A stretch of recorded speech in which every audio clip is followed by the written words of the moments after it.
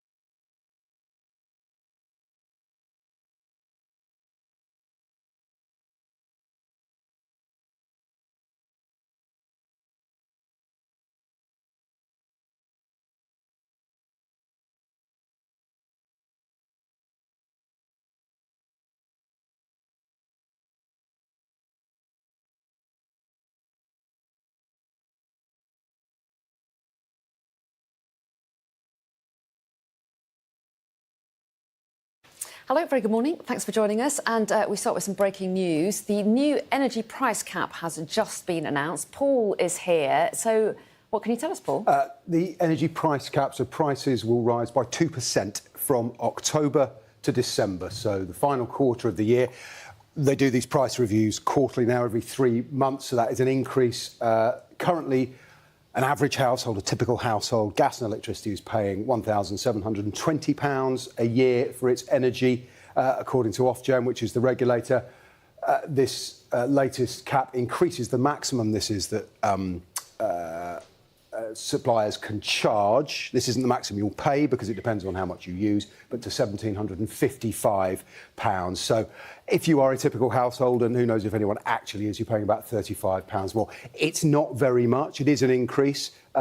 It's obviously, as we go into a quarter of the year, when people start, the heating's been off, hasn't it, the last 3 months? If you do look at your smart meter, if you've got one, it's been nice, hasn't it? Because you've only been using power for the cold drinks in the fridge. But it's the time when we turn the heating on again, and prices will rise marginally. They went down 8% in the second quarter of the year, so in the spring, so we're still net down on that, but it is an increase. And the increase, as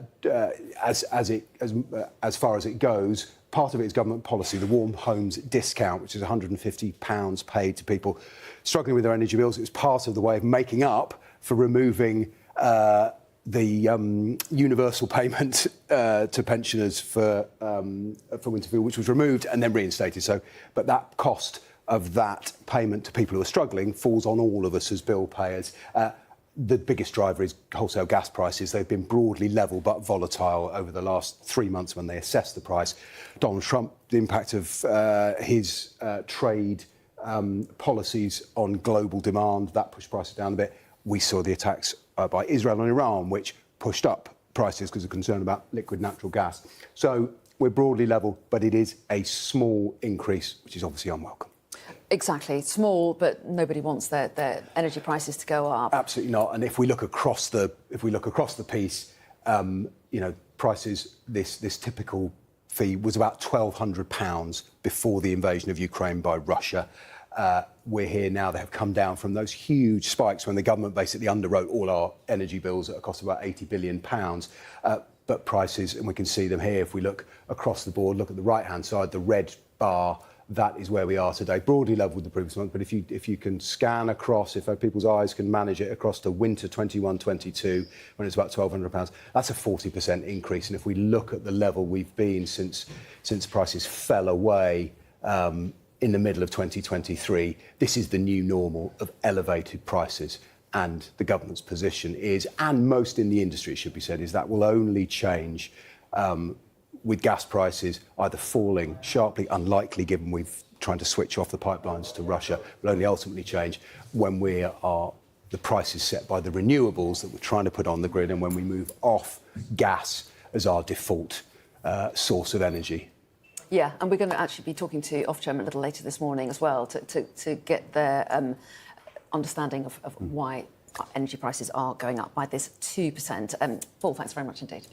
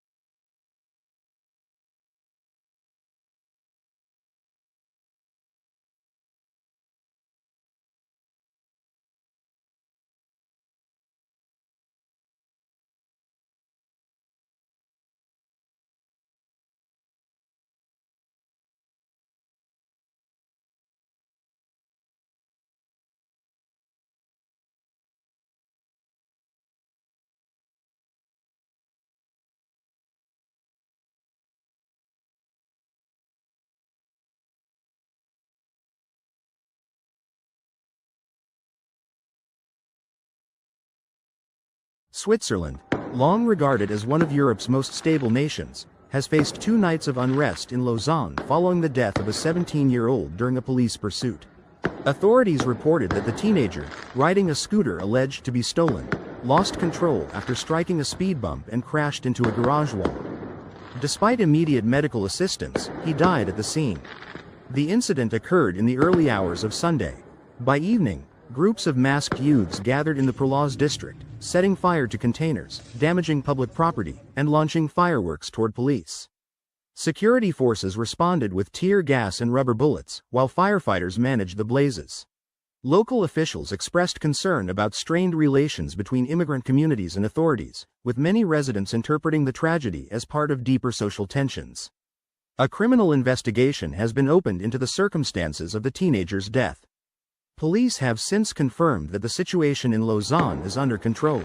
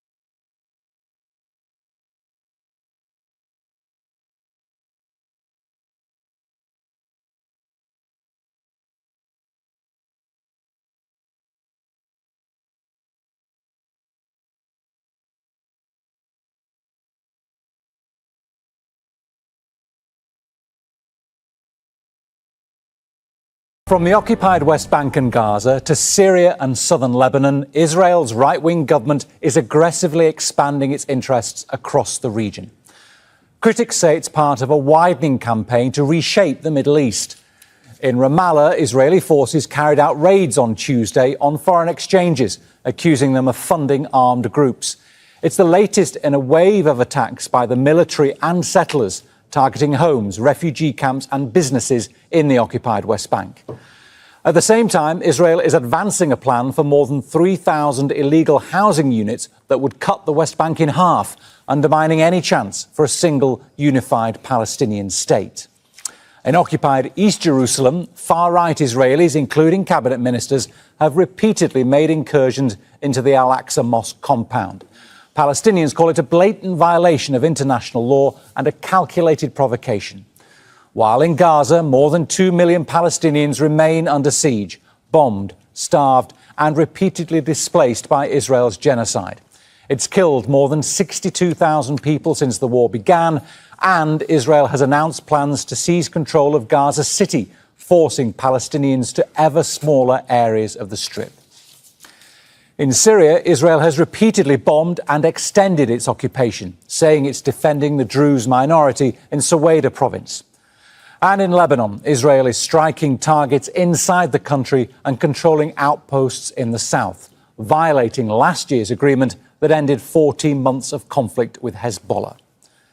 Hamda Salhut has more on Israel's expansion plans. She's in Jordan's capital, Amman, because the Israeli government has banned Al Jazeera from reporting there and in the occupied West Bank.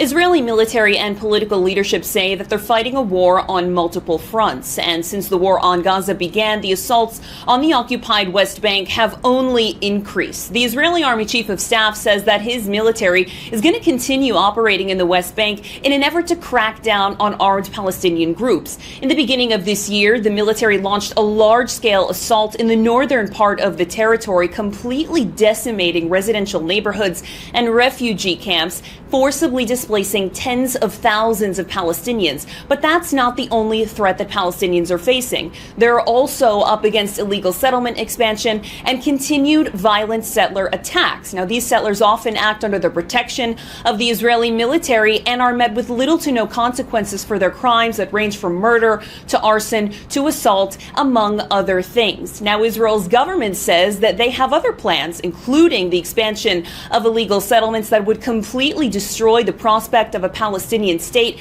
destroying any sort of territorial continuity from the West Bank to occupied East Jerusalem. And there are also ambitions to completely annex the occupied territory and instill Israeli sovereignty there. These are all policies by the Netanyahu government with no regard for the Palestinian people that they affect. Hamda Salhut, Al Jazeera, Amman. Don't miss out. Get the full picture. Subscribe to Al Jazeera for reliable news.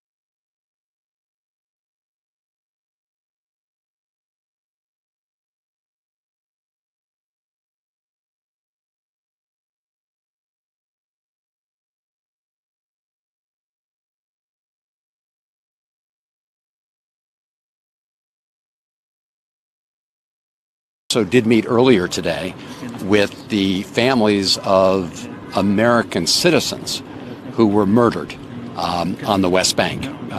5 American citizens, Palestinian Americans, murdered since October 2023. We've seen no accountability, no justice. And our main message is, if we can't get accountability for Palestinian Americans who are murdered and killed, the situation for Palestinians on the West Bank is all that much harder.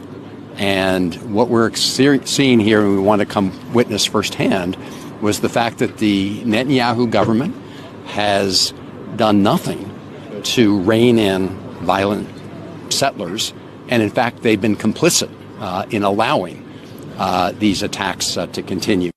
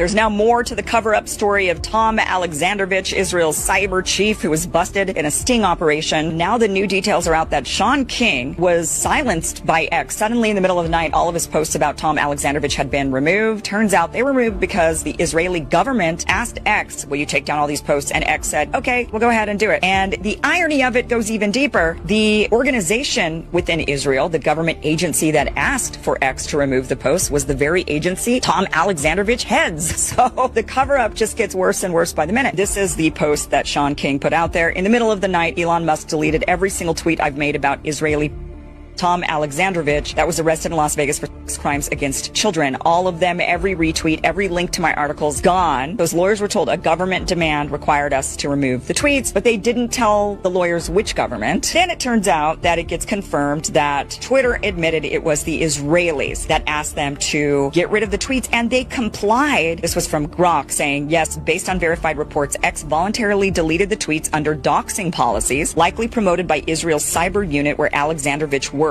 This lacks a public U.S. legal mandate, effectively limiting scrutiny and indirectly protecting the accused from public exposure. So not only did he get away with this crime and get to run off to Israel, but then his same division goes and says, oh, and remove all of these tweets. This is like one of those cover-ups that reek of Epstein killed himself. It just so happened the cameras didn't work. It just so happened the guards fell asleep. It just so happened he didn't have a roommate. It just so happened that the U.S. attorney in Nevada happens to be an Israeli who happens to let go this Israeli, and then the guy happens to be the only one out of 8 that gets let go and allowed to go on a plane and passport not seized. It just so happens that all of the posts that people are making about the guy start to get deleted off of X because they just don't want you to know more about it. This is like a showcasing of the Epstein saga on a small scale, and it just goes to show, look, you're covering for anybody in a position of power who's probably spying on people, gathering a bunch of information. You're going to let the guy go. And that's why you let him go, because he was one of your spies, your cyber spies, just like Epstein was one of your spies. I mean, it's just, just ridiculous. They just think we're stupid.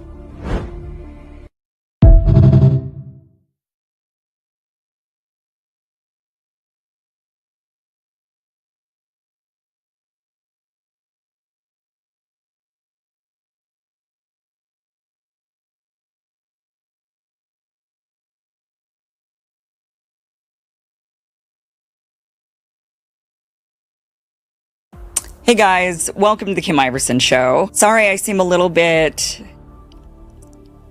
dim or down right now, but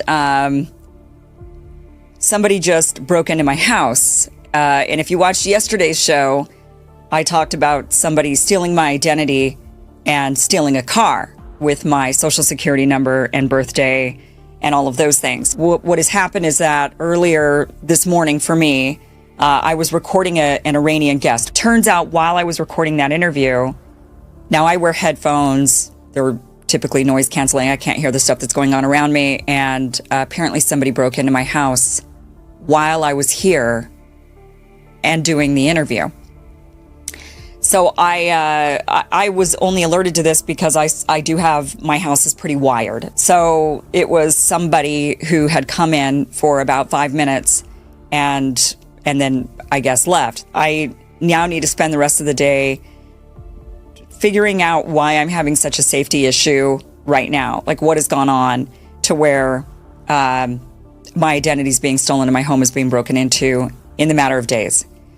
So obviously I'm not feeling the most safe. Obviously I'm feeling violated in many ways, and I need to prioritize my safety right now. So I'm going to go do that. I'll be back with another great show for you tomorrow. Fingers crossed. I am not suicidal. I will be back.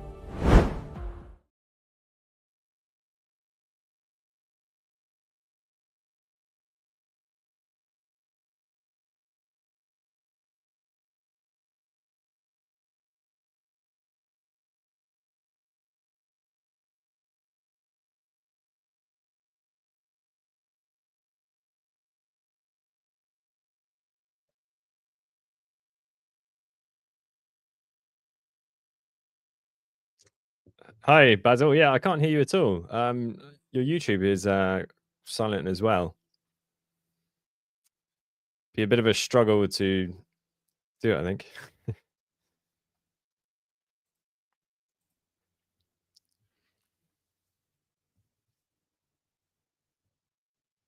Yeah, I've checked your YouTube, and that's You're silent there. Your videos work on the YouTube, but not your speaking.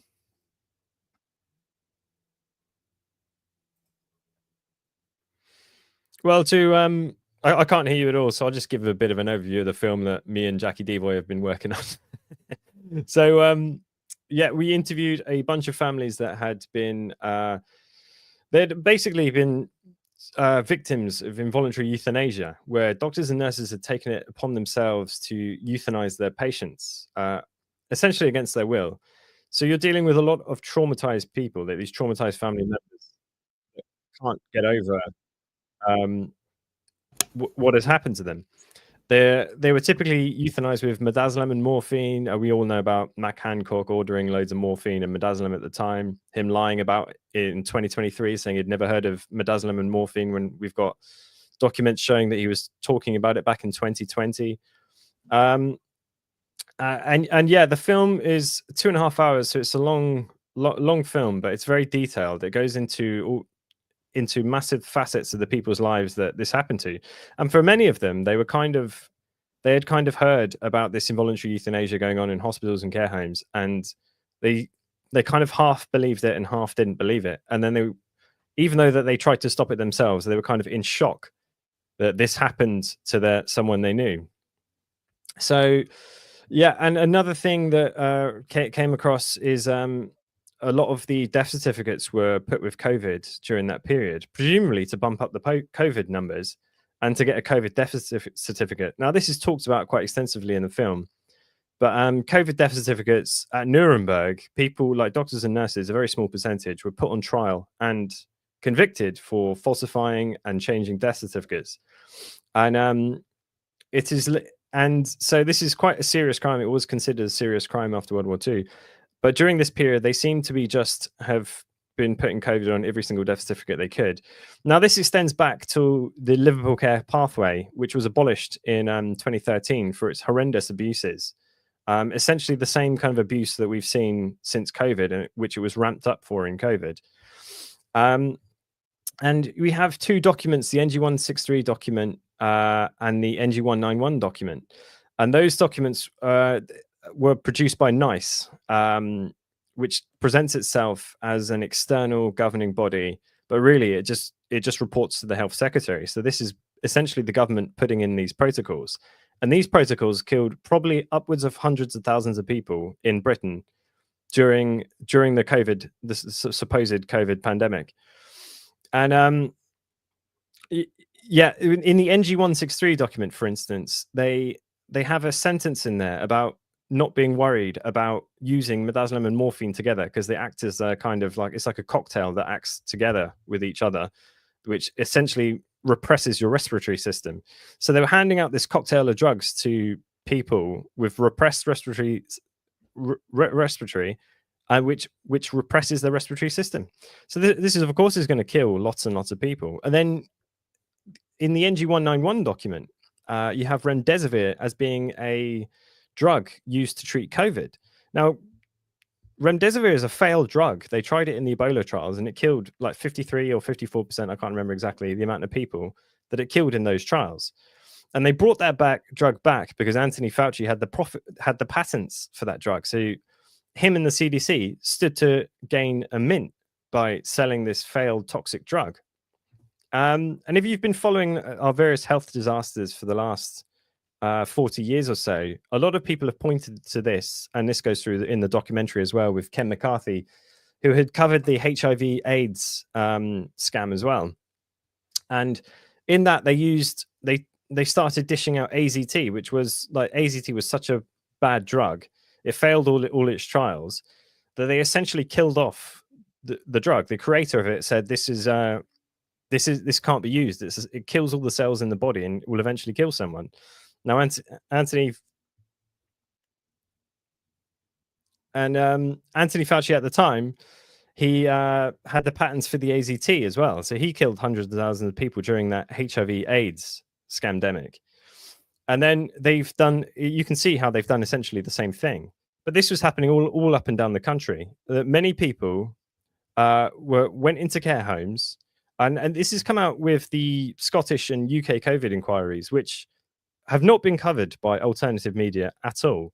But a lot of people have been testifying, like care home owners, doctors, nurses, people working in care homes, that the ambulances were refusing to take sick people to the hospital unless they had a do not resuscitate order in place. Now, how ridiculous is that? That if something happens to you, you're not going to be resuscitated. We also have forged signatures on the do not resuscitate orders. Many of the people we interviewed found out later that from their lawyers that they had forged signatures on their do not resuscitate orders. So take, for example, the UK COVID inquiry and the Scottish COVID inquiry. Many people have come out and said that their lawyers had to dig through and find that. So we've seen that they were managed to kill people via a cocktail of drugs, via essentially neglect, and also putting them on withdrawing food and liquids, which they do within 72 hours. And some of the conversations between the doctors and patients are just absolutely shocking, because they talk about euthanasia, or murdering a family member with such Nonchalance. Yes, exactly. Nonchalance. It's just absolutely disgusting. Like one of the women we interviewed she thought she was just going to amuse herself and say, because the doctor had said to her, "Oh, we need to euthanize her before like 4 p.m. on a Friday because he wanted to get away for the weekend," and she said just to see what he would say. And she said, "So, if we did it, how would it happen?"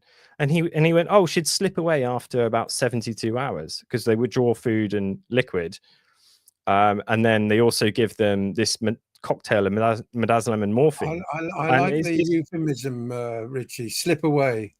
Yes, it's absolutely like a boat on a slipway. Yes, it's absolutely disgusting. Slide into the death zone. Exactly, yeah. And so all these people are deeply traumatized that we interviewed, and I mean, it's just a disgrace. I don't think people realize the extent to how this has happened, because if you, like, for example, Jackie runs kind of what turned into a support group when she first started hearing about this, and she was saying how people after many years would be like, "Oh, that happened to my mum, that happened to my dad, that happened to my auntie." So this is happening up and down the country. And in the documentary, I link it to the essential problem with the pensions crisis we have in this country and the aging population. And if you need to balance the budget, the only thing you can really do is lower life expectancy and basically kill off a lot of old people, which these protocols were designed to do. I can hear you now, Basil, so that's good. So if you want to ask me any questions, feel free. It's an observation, really. This is something that I was talking about with some friends on a Monday night. The whole country was traumatized by the whole COVID farrago, as it were. Let's not forget the number of people that committed suicide because their businesses went under. The general sort of sense of doom and gloom, the tremendous fear-mongering on the part of government when they really should have been reassuring people. Such that, and of course, the damage done to children forced to wear those stupid masks and the, restricted breathing that goes with them. People now don't want to go there. The whole thing was like a sort of collective nightmare. Well, it was a collective nightmare, and I think the difficulty that filmmakers like yourself these days have got is when you want to get forensic with the detail of what happened. I'm afraid to say, in this era of genocide and Holocausts and military grade psyops, people are inclined to just sort of shrug and say to themselves, well, we want to get on with our lives quietly. Thank you very much. Granny might have been murdered, but so what? I've got a house now. Yeah, it's a troubling kind of era we see ourselves in, because, as you said, you bring it up now, it's as if you've, excuse my French, but farted at the table of polite society. But yes. This is important because they're euthanizing people against their will, and many of the people that we interviewed went to the police, and the police did absolutely nothing about it, but because they just considered it I don't know, if you shoot someone, then you'll stand in a courtroom the next day. But apparently, if you inject someone with a poison cocktail, then you're free to go. Yeah, I mean, there's many troubling aspects to this, and for example, Ken McCarthy points this out that in the documentary, that at that time they essentially let in loads of doctors and nurses from all around the world, and previously in Britain or the United States, if you were a doctor in, I don't know, some African or South American country or something like that, you were essentially given a broom. You weren't allowed to do medicine. You had to sort of start from square one. They waived that all during that period, and then they let all these people into like ICU wards where they may have never ever worked on an ICU ward in their entire life, and they're following these protocols of for example, a couple of the protocols I missed were the ventilators. Ventilators are you have a very low survival rate on a ventilator. It is absolutely horrific if you get put on a ventilator, because they essentially have to paralyze your body with various paralyzing drugs, and then let a machine do the breathing for you. Now, the longer you stay on a ventilator, the more likely you are to die. But they incentivize this in the United States. For example, if you were kept on a ventilator for more than 72 hours, a hospital got $39,000. And so, and with remdesivir, they incentivized it as well. Really bizarre. That's really bizarre stuff. And I remember the campaign to build low-cost ventilators that James Dyson got involved in. In the end, his model wasn't required. I mean, I must admit, I didn't know, I'm not a medic, exactly what ventilators did, but when you explain it, then it's virtually a death sentence being put in one. Yeah, it's a really, they called it the hose pipe, because they essentially have to put a giant hose down your throat and breathe for you. And then you have all these bags hanging above you to keep you paralyzed so you don't move, to feed you, saline drips, that kind of thing. And so you've got about 9 bags attached to you while you're on a ventilator. But not only did they incentivize the ventilator, they incentivized the remdesivir, which I mentioned earlier. But that was a complete failed drug in the Ebola trials. They brought it back for COVID-19. And in the NG191 document, which was on how to treat COVID, they say to use remdesivir. Now, remdesivir causes liver and kidney failure. That's what was killing all those people in the Ebola trials. So, but in the United States, we have clear documentation of them incentivizing remdesivir. And I'm sure they had ways of incentivizing it in Britain as well. It's just less clear here because we don't have the documentation on it. But for remdesivir, they would give you bonuses for every bunch of bags would make up a course. And then, so you got a bonus each time you gave a bag, and then you got a bigger bonus when you gave an entire course. So, I mean, I'm sure you remember at the time they were talking about how COVID attacks the liver and kidneys. That wasn't COVID-19. That was remdesivir destroying the liver and kidneys. So, I mean, I think it's a troubling thing, because people like to think that our medicine isn't entirely corrupt, our scientific community is entirely corrupt. But to be honest with you, the majority of scientists and doctors in our society are white-collar criminals that deserve prison. Very strong words, Richie. Another aspect, of course, of the whole COVID farrago is the fallout from the injections. And on that score, the latest is that we can expect 6 million new cancer cases in the coming years. I wonder why. Today, 29-year-old Josh Cull can walk and see cancer-free. But only 4 years ago, a brain cancer diagnosis robbed him of his mobility and caused him to develop daily sickness and temporarily lose his eyesight. The NHS allowed me to survive cancer, but Maggie's and the support of other charities such as Macmillan allowed me to thrive after cancer. So, the NHS is built for purpose. It's like a factory, right? You've got this constant conveyor belt, helping as many people as possible. But unfortunately, with that, the doctors, they just don't have the time or the funding just to provide the level of support which cancer patients need. That's why Josh is backing a coalition of 60 charities calling on the government to commit to a national cancer plan. They're warning 6 million new cancer cases could be diagnosed in England by 2040. We would like to see the UK elevated from the lower leagues of national cancer survival to the top of the Premier League of cancer survival. A huge jump from where we are now. That means meeting cancer waiting times, that means backing research, that means taking action to prevent more cancers in the future. The earlier that cancer is diagnosed and treated, the better the chances of recovery. So, part of the aim is to hit the target of 85% of patients beginning treatment within 2 months, a metric that the NHS is currently failing on. There needs to be funding across the board. Funding increases across the board. They just don't have the support they need. These doctors are working incredibly hard, incredibly long hours. To help them and help people like Josh. We'll find out how closely the government is listening when it publishes its National Cancer Plan in October. Sam Naz, Sky News. Now, thanks to Sky News for that report. Someone will be diagnosed with cancer every 2 minutes in the UK by 2040, according to a new report, with certain particular types of cancer, particularly among young people, gastrointestinal cancer, brain tumours and lung cancer amongst those which are spiking the most. Do you think this has got anything to do with COVID? Some people say that COVID sufferers themselves are more likely to get cancer, Richie.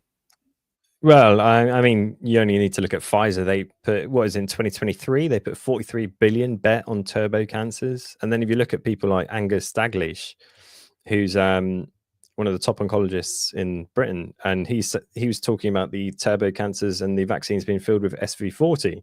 And we first got a look in at SV40 when that was in the polio vaccines.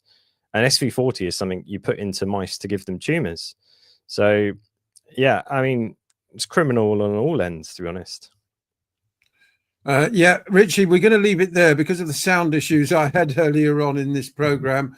I'm going to invite you back if you'd like to come back, and we will correct one or two of the technical flaws that unfortunately hampered today's broadcast. I'll be back at the same time tomorrow, when I promise you'll be able to hear me throughout the whole program, and where I will be joined by Pelly Neroth-Taylor, geopolitical analyst, intellect and author and filmmaker. He recently made a trip to Britain. I want to hear all about it, and I'll see you all then. I'm Basil Valentine. This is Countdown. See you tomorrow.